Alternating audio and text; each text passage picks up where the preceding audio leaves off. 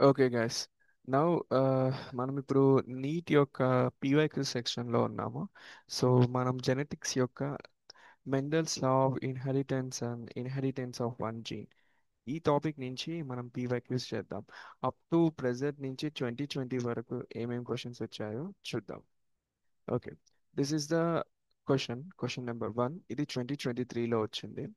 So question చూస్తే బేసిక్గా వారు ఏం అడుగుతున్నారంటే, heterozygous pea plant with violet flowers was crossed with homozygous pea plant with white flowers. So ఒక హెట్రోజైగస్ ప్లాంట్ ని హోమోజైగస్ ప్లాంట్ తో క్రాస్ చేశారు. హెట్రోజైగస్ కలర్ ఏంటి అంటే వైలెట్, అండ్ హోమోజైగస్ కలర్ ఏంటి అంటే వైట్. ఒక సార్ దాని తర్వాత వైలెట్ అనేది డామినెంట్ అని చెప్తున్నారు, అంటే మనకి ఒక ఇన్ఫో ఇస్తున్నారు. So violet is dominant white colour మీద. సో అప్పుడు మనకి ఏం జరుగుతుంది, దాని తర్వాత మనకి వచ్చే ఎక్స్పెక్టెడ్ కాంబినేషన్స్ ఏంటి అని అడిగారు. ఓకే, దీనికి నేను ఎక్స్ప్లెనేషన్ రాశాను. ఇది ఫస్ట్ ఇక్కడ మనము ఫస్ట్ నార్మల్ క్రాస్, అంటే ఫస్ట్ పేరెంట్స్ క్రాస్ చేశారు కదా, ఆ క్రాస్ చేస్తే ఏమొచ్చిందో చూద్దాం. ఇది ఒక హోమోజైగస్ కండిషన్ అండి, స్మాల్ వి. ఇది క్యాపిటల్ వి, ఇది స్మాల్ వి. సో ఇప్పుడు ఈ small V was crosses with capital V and small V. This is heterozygous, this is homozygous. అయితే ఇప్పుడు ఇది క్రాస్ చేస్తే మనకి ఏమేమి వచ్చింది, ఇది వాయిలెట్, ఇది ఇది వాయిలెట్, ఇది వచ్చేసి వైట్, ఇది వచ్చేసి వైట్. సో ఇది హెట్రోజైగస్ కండిషన్ లో ఉంది కాబట్టి ఒక వి ఉంటే చాలు, అది వైలెట్ కలర్ ని చూపిస్తుంది. సో అందుకే వైలెట్ అండ్ వైట్. సో మనకి 1:1 రేషియో ఆర్ 2:2 రేషియో వస్తుంది. This is what we can get from the crossing over. ఎందుకు వైలెట్ చూపిస్తుంది అంటే ఓన్లీ మనకి వి ఉంది కాబట్టి, ఓన్లీ వన్ వి ఉంటే చాలు, క్రాస్ చేసిన ఏ యొక్క ఫాక్స్ స్ప్రింగ్ లో వి ఉంటే అది మనకి వైలెట్ చూపిస్తారు, క్యాపిటల్ వి, ఎందుకంటే డోమినెంట్ కాబట్టి. అదే రెసిసివ్ కండిషన్ అయితే రెండు హోమోజైగస్ ఉండాలి, సో అప్పుడు అది వైట్ కలర్ చూపిస్తుంది. This is how it works. And next we will go in to the next part. And దాని తర్వాత నెక్స్ట్ స్టెప్ ఏం చేశారంటే, వి క్రాసింగ్, అదే సేమ్ క్రాస్ ఇక్కడ మళ్ళీ చూపించాను జస్ట్ మీకు క్లారిటీ కోసం. సో టోటల్గా మనకి జీనోటైప్స్ ఎన్ని వచ్చాయి, two capital V and small V, and two small V. So మొత్తానికి ఫినోటైప్ ఏమొచ్చాయి, 50% వాయిలెట్, 50% వైట్. సో ఇప్పుడు ఒకవేళ 40 ప్రోజనీస్ ఉన్నాయి అనుకోండి, 40 ప్రోజనీస్లో 20 వచ్చేసి వైలెట్ ఉంటాయి, 20 వచ్చేసి వైట్ ఉంటాయి. సో దాన్ని బట్టి చూస్తే option B is the answer.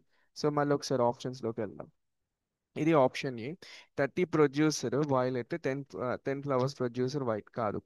మనకి ఈ క్రాస్ చేసే మనకి ఏం వచ్చింది, 2:2 రేషియో వచ్చింది. సో 2:2 రేషియో అంటే, ఆర్ 2:2 లేకపోతే 1:1. సో రెండు ఈక్వల్గా రావాలి, అంటే 50% వైలెట్ రావాలి, 50% వైట్ రావాలి, అప్పుడే మనం దీన్ని కన్సిడర్ చేసుకుంటాం. And next thing, second question, ఇది ఏ ఇయర్లో వచ్చిందంటే 2022లో వచ్చింది. సో ఇక్కడ ఫస్ట్ ఏం చెప్పానంటే, స్టేట్మెంట్ ఇచ్చారు, మెండల్ వచ్చేసి 7 pairs ఆఫ్ కాంట్రాస్టింగ్ ట్రేట్స్ ని పీ ప్లాంట్ అండ్ చదివి దాని నుంచి లా ఆఫ్ ఇన్హెరిటెన్స్ ని ప్రపోజ్ చేశారు అన్నారు.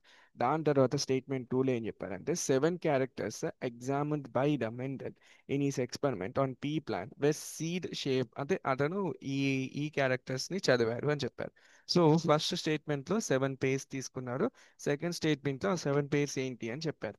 Like for suppose 1, 2, 3, 4, 5, 6, 7, so these are the 7 characters అన్నారు. సో ఇప్పుడు ఈ ఫస్ట్ స్టేట్మెంట్ కి సెకండ్ స్టేట్మెంట్ రెండు కరెక్టా కాదా, లెట్స్ చెక్ చేద్దాం. ఓకేనా.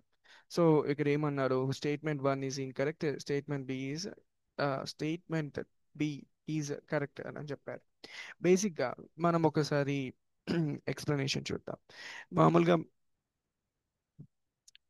జార్జ్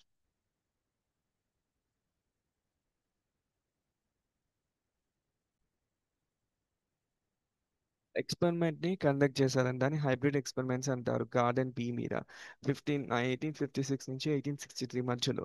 సో అతను కండక్ట్ చేశాక అతను కొన్ని లాస్ ని చెప్పారు, ఒకటి లా ఆఫ్ ఇన్హెరిటెన్స్.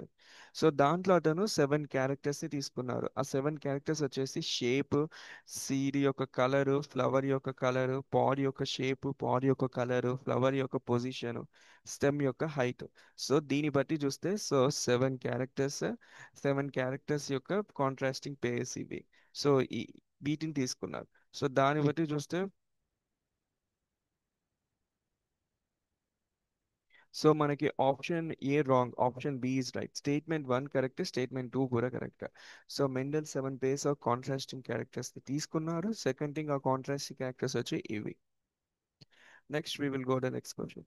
సో ఇది 2021లో వచ్చింది. ఇక్కడ ఏం చెప్పారంటే the production of the gametes by the parents, formation of zygotes, the F1 and F2 plants can be understood from the diagram called. అంటే వీరు ఏం చెప్తున్నారంటే మామూలుగా F1 F2 ప్లాంట్స్ని మామూలుగా క్రాస్ చేస్తే దేని నుంచి అర్థం చేసుకుంటాం. ఫర్ సపోజ్ F1 F2ని ప్లాంట్స్ని క్రాస్ చేశాక మనకి జైగోట్ వస్తుంది. ఆ జైగోట్ రానికి మనం ఒక ఏ డయాగ్రామ్ యూజ్ చేస్తే మనకి జైగోట్ వచ్చింది అనే దాన్ని క్లారిటీగా అర్థం చేసుకుంటాం అన్న.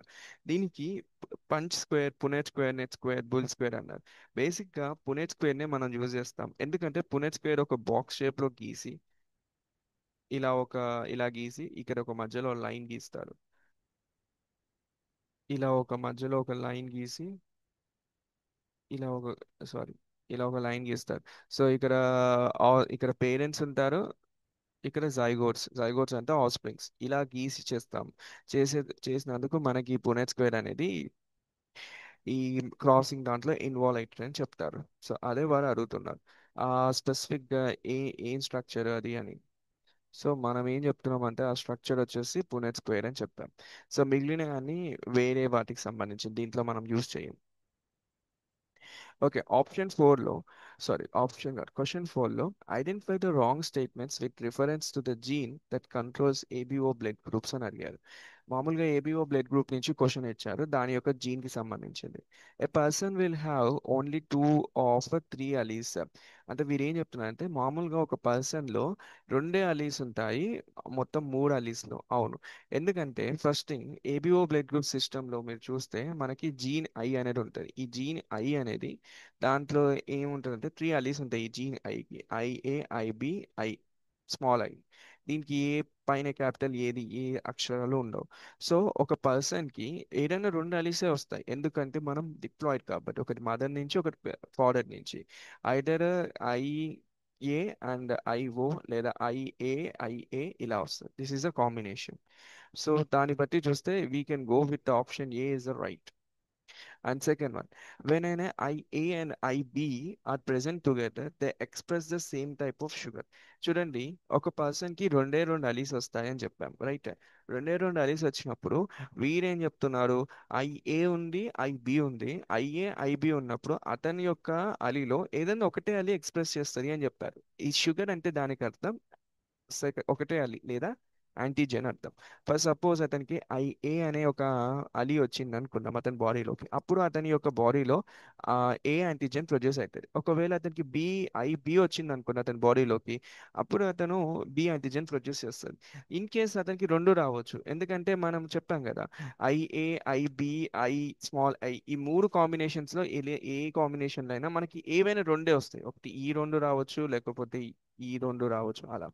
సో ఆ పాయింట్ ఆఫ్ వ్యూలో చూస్తే మనకి ఐఏ అండ్ ఐబి ఈ రెండు వచ్చినప్పుడు ఇది దీని యొక్క క్యారెక్టర్ని, ఈ ఐఏ నుంచి ఏ యాంటీజెన్ వస్తుంది, ఐబి నుంచి బి యాంటీజెన్ వస్తుంది. సో రెండు వస్తాయి కాబట్టి వీరేమంటుండంటే ఆ రెండిట్లో ఏదో ఒకటి వస్తుంది అంటుండ్రు. నో, రెండిట్లో ఏదో ఒకటి రాదు. ఐ మీన్ రెండిట్లో సేమ్ క్యారెక్టర్ సేమ్ షుగర్ని చూపిస్తాయి అంటున్నారు. ఎలా చూపిస్తాయి? ఐఏని ఐఏ వచ్చేసి ఏ యాంటీజెన్ చూపిస్తుంది, ఐబి వచ్చేసి బి యాంటీజెన్ చూపిస్తుంది. So that's what we're not going. So దాన్ని బట్టి చూస్తే ఆప్షన్ బి ఈస్ రాంగ్. తర్వాత ఆప్షన్ సి అని చెప్తున్నారంటే allele I does not produce any sugar అన్నారు. ఎస్, ఎందుకంటే ఐ పక్కన ఈ స్మాల్ ఐ పైన మీకు ఏ ఒక క్యాపిటల్ కానీ ఏ నెంబర్ కానీ లేదు. సో దాన్ని బట్టి చూస్తే ఇది దీని నుంచి ఏ ఒక షుగర్ రాదు, అదే ఏ యాంటీజెన్ ప్రొడ్యూస్ అవ్వరు. The gene I has the 3 alleles. Yes, gene I దగ్గర 3 అలీస్ ఉంటాయి, అవే ఇంతకుముందు మనం డిస్కస్ చేస్తాం, IA, IB and small I. సో ఇది మనము క్వశ్చన్ నెంబర్ 5. ఇక్కడ ఇది 2020లో వచ్చింది. ఇక్కడ ఏమన్నారంటే how many true breeding pea plant varieties did the Mendel select as a pairs which are similar except in one character with contrasting trait. Actually ఇక్కడ ఒకటి గుర్తుపెట్టుకోండి, పీ ప్లాంట్ దాని యొక్క వెరైటీస్ అన్నారు. బేసిక్గా ప్లాంట్ యొక్క వెరైటీస్ అనే వర్డ్కి అర్థం ఏంటంటే, ఏదైతే ఒక ప్లాంట్ ఉంటుందో అది ఇప్పుడు స్పెసిఫిక్ ఒక క్యారెక్టర్ ఉందనుకో, ఆ క్యారెక్టర్ నెక్స్ట్ జనరేషన్కి అది పాస్ చేస్తుంది. ఆ క్యారెక్టర్ నెక్స్ట్ జనరేషన్ పాస్ చేసే ఆ స్పెసిఫిక్ ప్లాంట్ని వెరైటీ అంటాం. సో అలాంటి వెరైటీస్ ఎన్ని ప్లాంట్స్ ఉండేవి అని అన్నారు. అలాంటి వెరైటీస్ మొత్తం 14 ఉండేది. ఈ 14లో 14 వచ్చేసి వెరైటీ. అంటే ఫర్ సపోజ్ నువ్వు ఒక చెట్టు టాల్ గా ఉందనుకోండి, ఒక చెట్టు షార్ట్ గా ఉందనుకోండి. టాల్ గా ఉంటే ఒక వెరైటీ, షార్ట్ గా ఉంటే ఒక వెరైటీ. అలా మనకి ఎన్ని వెరైటీస్ ఇచ్చారు? 14 వెరైటీస్ ఇచ్చారు. అది ఎలా మనం ఒకసారి చూద్దాం, ఇంకో క్లారిటీ వస్తుంది. ఫర్ సపోజ్ మొత్తం మనకి 7 పేర్స్ అని చెప్పాయి కదా, 7 పేర్స్ ఆఫ్ క్యారెక్టర్స్ ని సెలెక్ట్ చేసుకున్నారు. Tall, dwarf, round, wrinkle. ఈ టాల్ ఒక వెరైటీ, ఈ డ్రాఫ్ ఒక వెరైటీ, రౌండ్ ఒక వెరైటీ, వ్రింకుల్ ఒక వెరైటీ.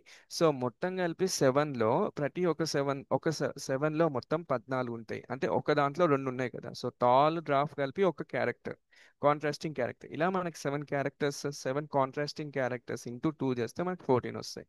సో దాన్ని మనం వెరైటీ అంటాం. వెరైటీ అంటే స్పెసిఫిక్ గా ఏదైతే మనకు కనిపిస్తుందో ఒక ఫిక్స్డ్ క్యారెక్టర్ నెక్స్ట్ జనరేషన్ కి పాస్ అవుతే దానే వెరైటీ అంటారు. And then we go with the question number 6. The number of contrasting characters studied by Mendel for his experiment. ఎవరు మెండల్ వచ్చేసి ఎన్ని కాంట్రాస్టింగ్ క్యారెక్టర్స్ ని చదివారు అని చెప్పారు. 4, 2, 7, 14 అన్నారు. సో మొత్తం కలిపి అతను 7 కాంట్రాస్టింగ్ క్యారెక్టర్స్ ని తీసుకున్నారు.